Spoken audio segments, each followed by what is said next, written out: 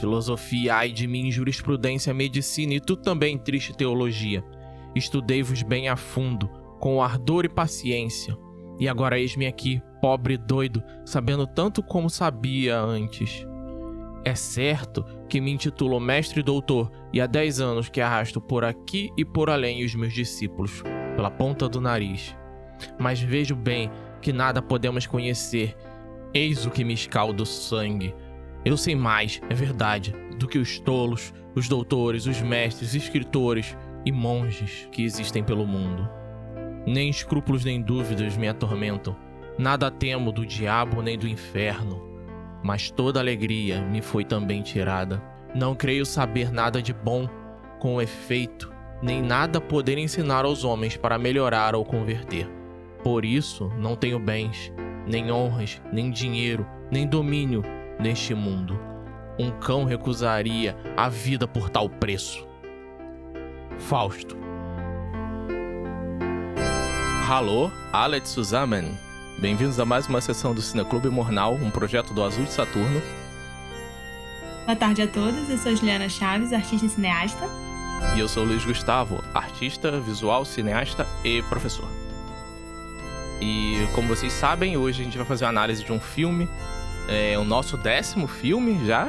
É de um diretor que é extremamente importante, né? Se chama Murnau. Isso. O filme é o Fausto, do Murnau, como você falou, né? É um filme de 1926 com 1h e 55 minutos de duração.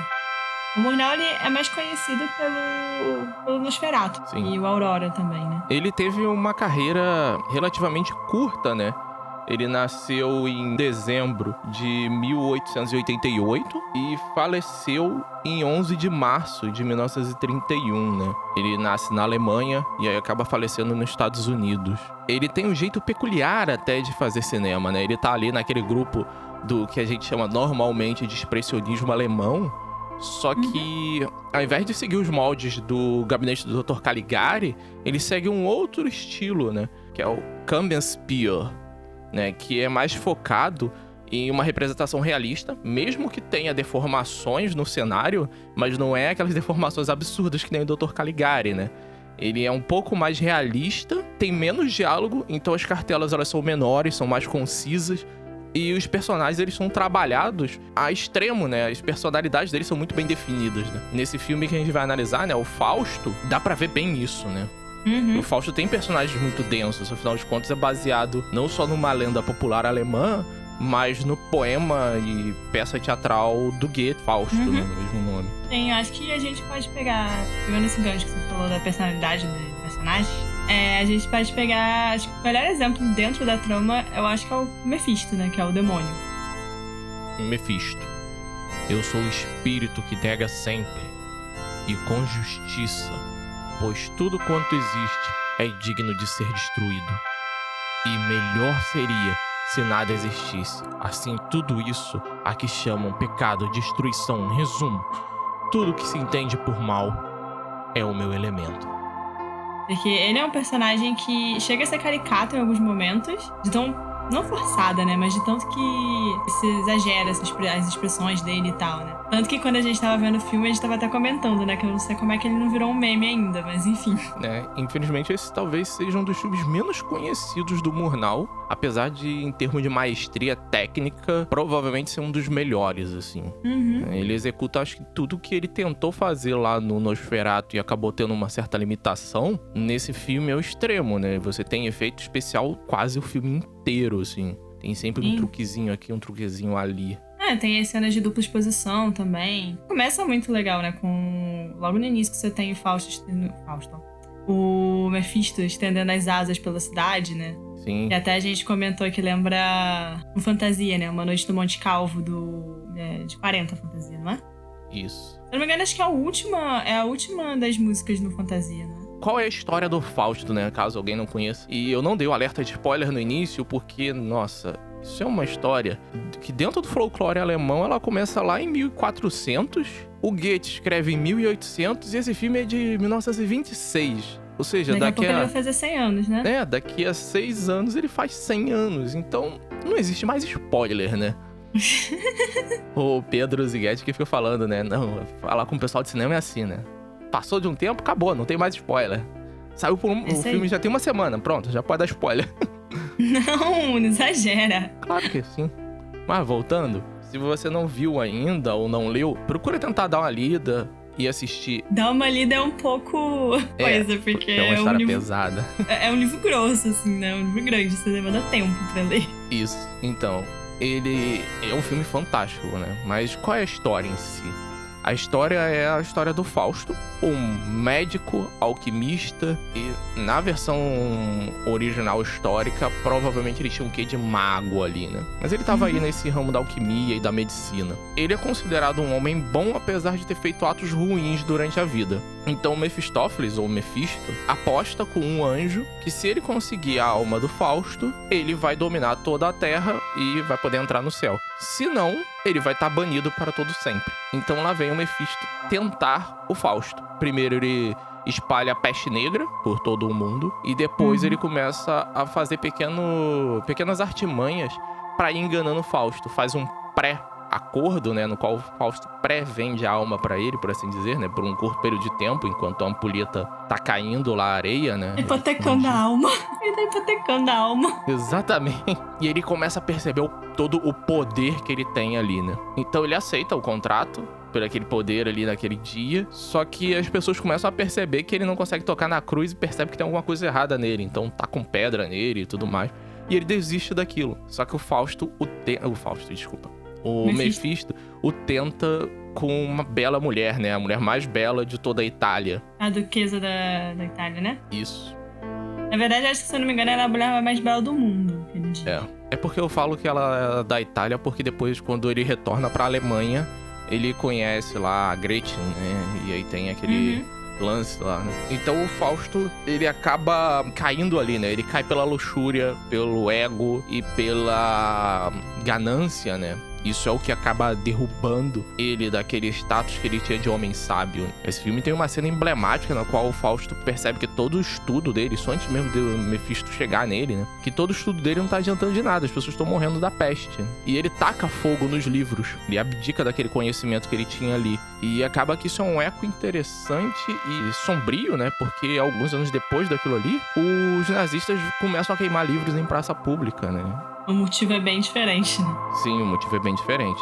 Mas o simbólico do ato é o mesmo, né? Eu não vou dizer que foi uma premonição ou as profecias, tipo, falam dos Simpsons, porque isso não existe, né? Na verdade, o Murnau, ele tava sintonizado com o tempo dele, né? Então, ele descreve esse momento sombrio porque ele faz esse filme ali em 26, né? 26, a Alemanha tinha acabado de começar a se recuperar da Primeira Guerra Mundial, né? Ela tava ali na República de Weimar e tal. Então, o filme começa com um momento muito ruim.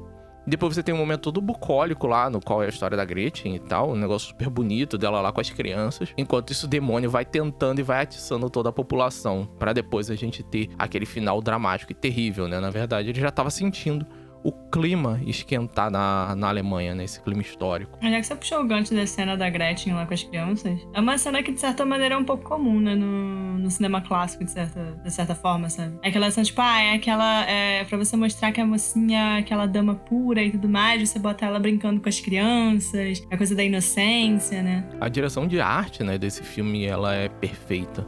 Nessa cena mesmo, a gente tem uma iluminação bem brilhante, assim, vinda de cima, né? Toda a parte da fotografia planejada pra enquadrar ela quase como se ela fosse uma ninfa, né? Assim como a própria direção de arte mantém ela branco. Enquanto ela tá sempre branco. No Fausto, a gente tem aquele tom meio acinzentado, né? Ele tá nessa zona cinza dessa pessoa. E o Mefisto de preto, né? Isso, o Mefisto de preto, né? Ele tá, enquanto o Fausto tá nessa zona cinza, né? Sendo que no início ele tava até de preto, mas ele tava de preto por outro motivo, né? De preto com mantos, né? Como se fosse um manto da ciência, talvez esse manto de conhecimento. Ele era a figura do velho sábio, né? Tanto que era a figura que todo mundo procurava pra ajudar enquanto os parentes, amigos, enfim, estavam morrendo, né? Ele tem uma questão, né? Tanto moral e filosófica a ser discutida, mas isso já foi discutido de tantas formas.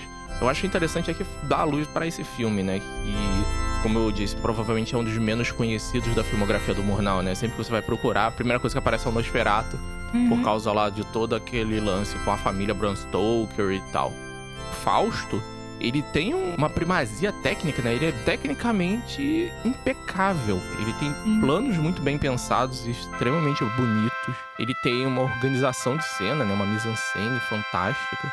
Eu tava falando dos planos, ele tem alguns planos que são bem clássicos, assim, do expressionismo alemão. Tipo, aqueles planos inclinados e tal, né? E, de certa maneira, tem um cenário um pouco inclinado, um pouco... Não chega a ser surrealista, como a gente consegue ver no Gabinete do Dr. Caligari, mas tem um quê de estranho ali, sabe? Não é uma coisa que você veria necessariamente no real.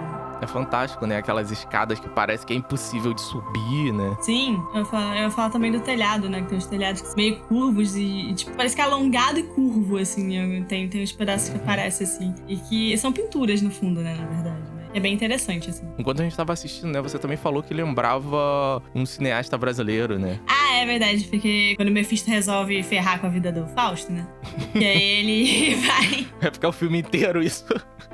Mas é quando ele resolve ferrar de vez, né? Enfim, que ele vai falar, não, eu vou lá distrair o irmão dela, pode ficar de boa aí. E aí ele chega lá, o cara tá lá jogando de boa na lagoa, ele chega no bar lá e ele, quando ele entra, né, é engraçado que toda vez que o Mephisto tá em algum lugar, as pessoas olham pra ele como se elas soubessem que ele não é uma coisa boa, né? Ele entrando nessa cena do bar, tipo, não só a posição onde ele tá, que ele tá mais alto do que a galera que já tá lá dentro do bar jogando, bebendo e tal. Uma maneira como eles olham lembra muito o plano do Zé do Caixão, né, no A Meia-Noite Levarei Sua Alma, né? Sim. Quando o Zé do Caixão entra no bar também, né?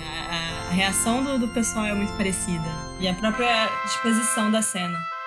O Zé do Caixão, ele aprendeu cinema vendo cinema, né? Então provavelmente ele deve ter visto muito os filmes do expressionismo alemão. Então ele traz muito disso, né? A gente sente muito dessa essência, né? Outro cineasta que tenta emular isso, o Tim Burton. Eu não sei, é porque eu acho que ele, na real, pega uma coisa mais dark, assim mesmo, tipo, mas não necessariamente, talvez sim inspirado pelo expressionismo, mas não só isso, sabe? Eu acho que tem algumas outras coisas ali, não sei. Quando a gente chegar em um filme dele, a gente discute isso um pouco melhor, né? Mas o Fausto, nossa, o tempo inteiro eu falo, cara, que filme bonito. Porque realmente, direção de arte, fotografia, a direção, os movimentos de câmera são fantásticos, né? E pensar que isso foi feito em 1926. Então, por exemplo, essa cena do bar que você descreveu, ela tem uma questão que tanto o Mephisto quanto o irmão da Gretchen, eles estão em foco. Só que isso é impossível, né? Então é uma dupla exposição ali pra poder gerar esse efeito, né? Tem vários outros momentos, né? Tem momentos que ele pega a ampulheta e some, ou então que ele fica aparecendo num lugar ou no outro. Então tem vários daqueles truques que o cinema já vinha experimentando desde o Méliès e os próprios Lumière, né, também, que fizeram algumas poucas experiências com o que dá pra fazer com esse aparato tecnológico. Aqui o Murnau pega tudo e olha só o que eu sei fazer. Vocês viram lá no Nosferatu, mas olha aqui. Óbvio que depois ele leva isso além, né, com o Última Gargalhada e o Aurora. São obras fantásticas também. Isso também é outra coisa, né? Voltando a falar da personalidade um pouco. O Mephisto, você falou que ele some, aparece. Tipo, ele aparece muito do nada nos momentos do filme. E ele tá sempre, parece, não rastejando, né? Mas ele tá sempre espreitando os lugares, né? Tipo, são trejeitos que você sabe que... Tudo bem que a gente já sabe que ele é um demônio desde o início, né? Mas são trejeitos que confirmam que ele não é uma coisa legal, sabe? Que ele é do mal. Sem falar também que você... Falando do Méliès, né? O Mephisto, ele tem o quê dos demônios do Méliès também, né?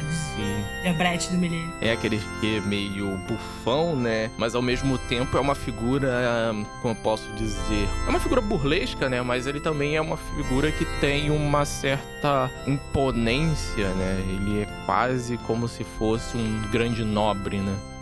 E o engraçado é que quando ele transforma o Fausto em mais novo, a roupa do Fausto fica sendo quase a dele, né? É meio que vira um escudeiro dele, né? Apesar de que ele que é o escravo, entre aspas, do Fausto.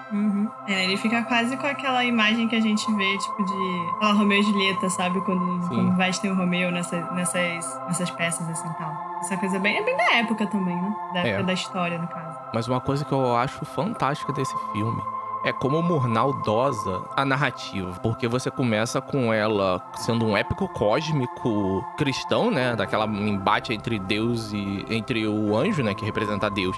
e o próprio demônio, né, que é o Mephisto, ou Mephistófeles, o embate entre os dois.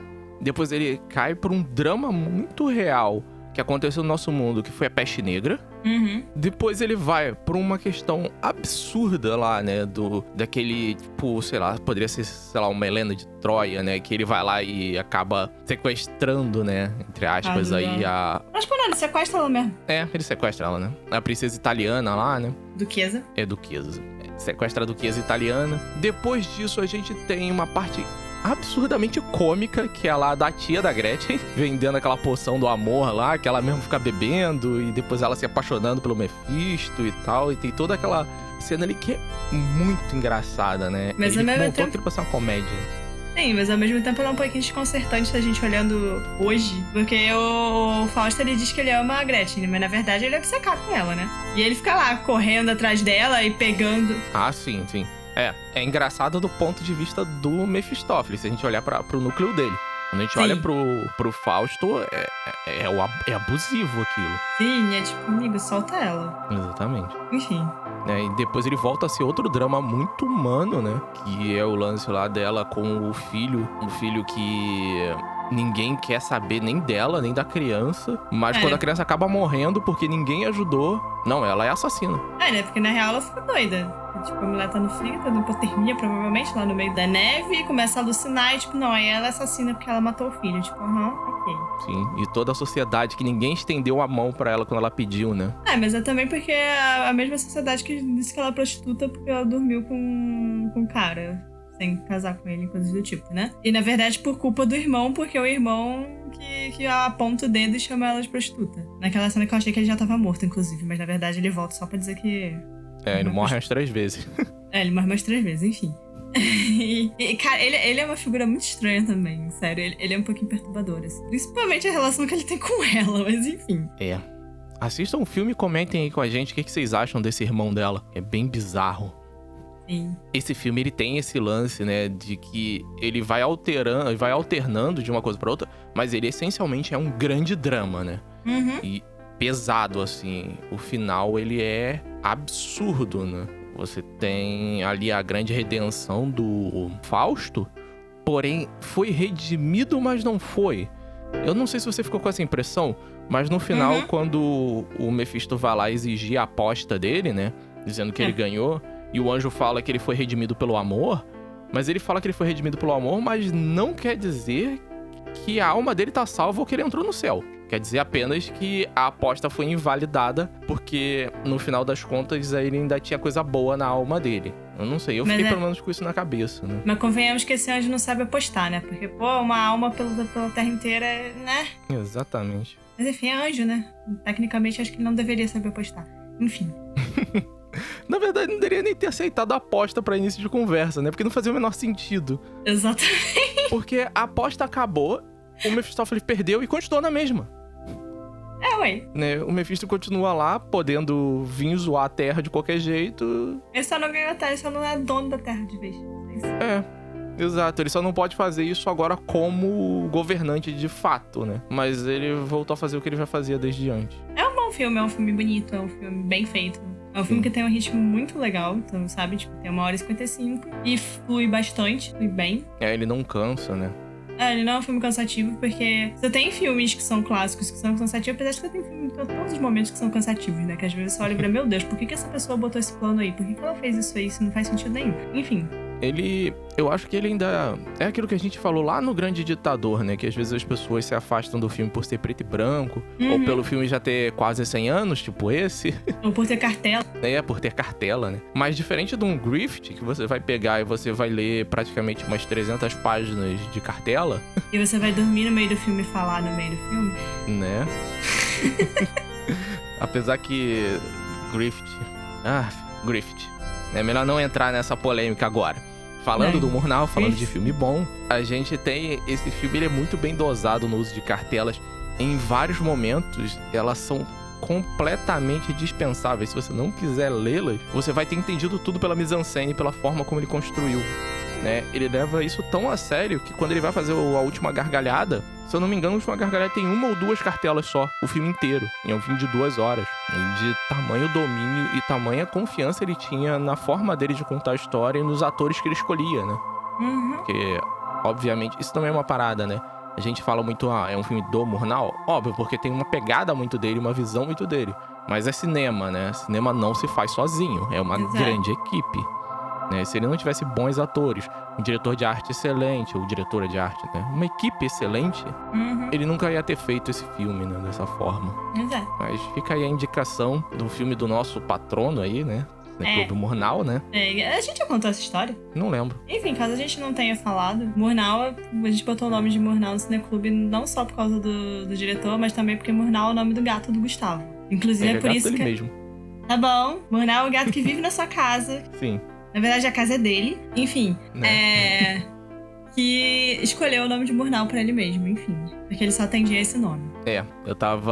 A gente tava tentando botar um nome nele e ele não atendia por nenhum. Até que eu falei, tô assistindo aqui Nosferatu do Murnau. Aí ele miou. Aí eu virei Murnau. Aí ele mia. Aí quando você fala Murnau, ele olha pra você. Então esse é o nome que ele escolheu pra ele. E aí virou o nome do Cineclube. Por isso que também o nosso símbolo é o gatinho, né? Em cima do nome. Inclusive esse é o Murnau.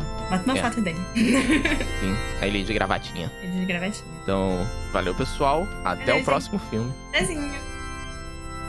As 3 grandes penitentes, Madalena, a samaritana, e Maria, a egípcia, cantam um hino à Santa Virgem, implorando-a. Margarida, junto delas, intercede pela alma de Fausto, repetindo algumas palavras da oração que dirigira, na primeira parte, à imagem da Mater Dolorosa. O céu perdoa. A alma de Fausto, regenerada, é acolhida pelos espíritos bem-aventurados. E o autor parece dar por conclusão que o verdadeiro gênio, mesmo por longo tempo separado do pensamento do céu, volta sempre a este pensamento, como ao alvo inevitável de toda a ciência e toda a atividade. Fausto, de Goethe. Só digo uma coisa, o próximo filme é um filme de assassino. Eu queria saber se eu vi agora. Né? Um dos melhores. Du hast aber einen schönen Ball.